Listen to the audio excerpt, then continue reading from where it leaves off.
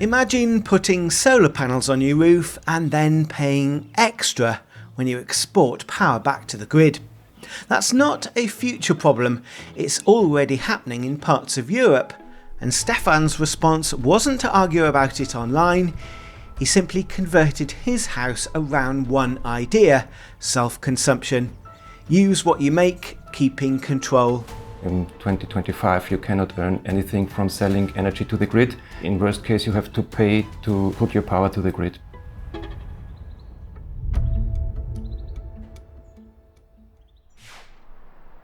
We're in Austria, just outside Vienna, at a 4-floor townhouse. A family of 4 plus a dog called Fino. And a basement that looks less like storage and more like a control room. This is my fun, to play around with every kind of automation, and of course here in the home we have everything according to home automation, from the water coming in the house up to the roof where the solar panels are mounted. When we enter the hallway and we come home, we have this lighting in the furniture here, and it changes the color depending on the energy costs. So in this case now the energy costs are negative, it's blue color. When it's cheap, it's green and becoming orange and red for the time when the prices are high. For years, home automation was the hobby. Lights, valves and heating. Then energy got interesting, not because the grid was unreliable. Austria's grid is solid, but because the rules changed, prices changed, and exporting solar started looking like a penalty, not a reward. Earning money is not the target. In worst case, you have costs selling or putting energy to the grid. That's not possible to earn money with it, but to use the power in the most efficient way. That's the target for the system here.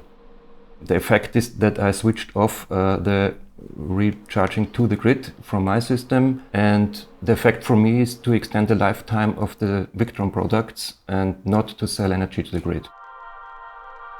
That's the moment this stops being a smart home story and becomes an energy strategy. If exporting can cost you money, you redesign the system so you barely export at all. He began with a test rig, 2 panels and small hardware, so he could learn the behaviour, then scale step by step until the roof was basically spoken for.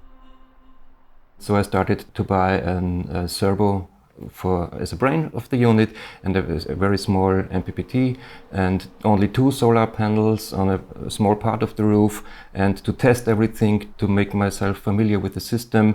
And it worked from the first day, and so I bought a second for the eastern part of the roof, and half a year later I put the panels on the western part of the roof, and so the system grew and grew, and now finally there are 11 kilowatt peak power on 3 parts of the roof.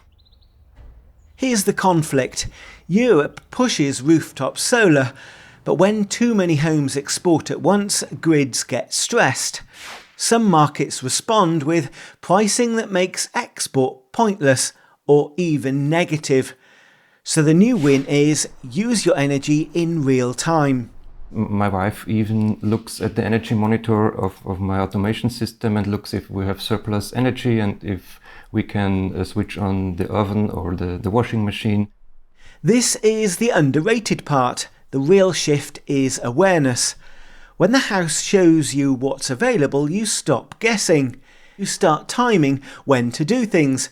And without turning life into a spreadsheet, you quietly get better at using energy when it's cheapest, when it's yours. We are more aware of the available energy, but there are no restrictions. We have a battery backup, and in fact it doesn't matter if you switch on a big electric device in the evening. During the night it is buffered by battery, and so it's no restrictions in the daily life. His system started on 1 phase, now it's 3 phase. Not because Austria has constant blackouts, he says it doesn't, but because control matters and because the system can run the house, even if the grid drops. The first unit I installed was only 1 multiplus on 1 phase, and then just I did it just because I can do it, because I'm a technician and I wanted to have it on all three phases. It's possible to switch over to the Victron system and power the house off-grid. When you store serious energy in a basement, the boring parts matter: isolation, fusing, clear shutdown paths. Stefan's already thinking in layers: battery management, monitoring and physical disconnects. But the big lesson is simple: design for low solar conditions, not just sunny days.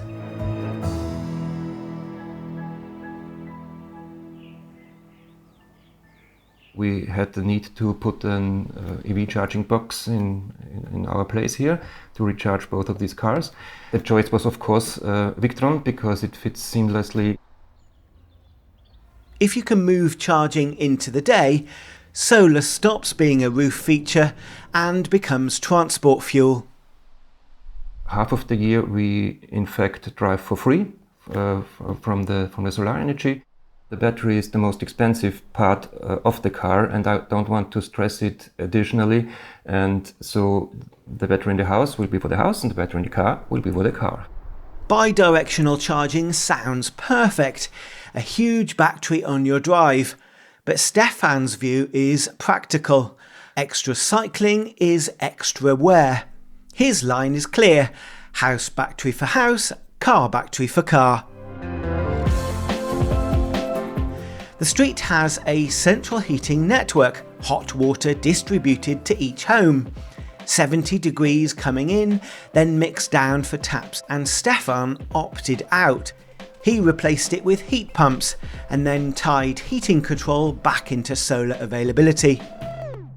After disconnecting, I installed a heat pump, one heat pump for the underfloor heating and one heat pump for the hot water from the tap. Two buffer tanks, one for the heating, for the underfloor heating, and one for the hot water. I did all the installation on my own.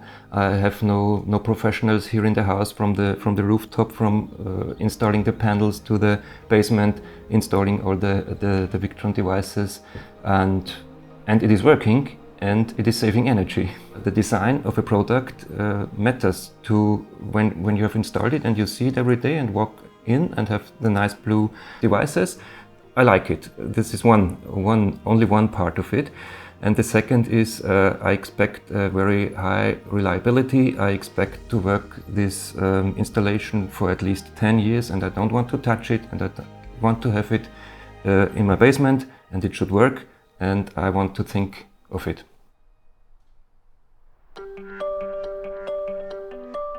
There is a DIY element here for sure, but the real point is outcome: a house that watches its own energy, a family that times loads without suffering, an EV that charges on surplus, heating that bends around production, and a system built for the rules we're heading into, where exporting isn't automatically rewarded. At 4 or 5 years in service, there will be this turnover point, and from then on it is free energy. Stefan uses several MPPT solar charge controllers in his install, but have you ever wondered how they work?